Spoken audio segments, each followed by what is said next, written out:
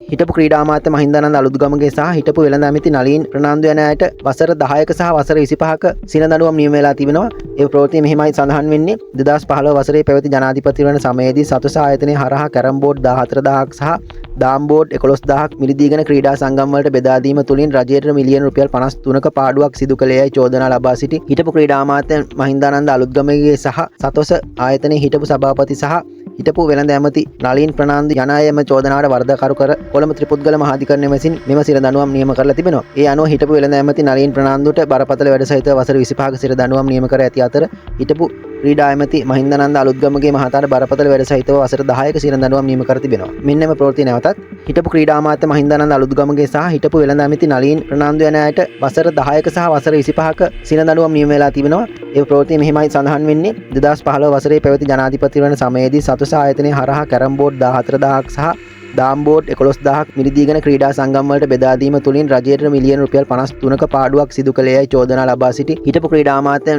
මහින්දානන්ද අලුත්ගමගේ සහ සතොස ආයතනයේ හිටපු සභාපති සහ හිටපු වෙළඳ ඇමති නලින් ප්‍රනාන්දු යන අයම චෝදනාවට වරදකරු කර කොළඹ ත්‍රිපුද්ගල මහාධිකරණය විසින් මෙම සිර දඬුවම් නියම කරලා තිබෙනවා. ඒ අනුව හිටපු වෙළඳ ඇමති නලින් ප්‍රනාන්දුට බරපතල වැඩ සහිත වසර 25ක සිර දඬුවම් නියම කර ඇති අතර හිටපු ක්‍රීඩා ඇමති මහින්දානන්ද අලුත්ගමගේ මහතාට බරපතල වැඩ සහිතව වසර 10ක සිර දඬුවම් නියම කර තිබෙනවා. මෙන්න මේ ප්‍රවෘත්තිය නැවතත්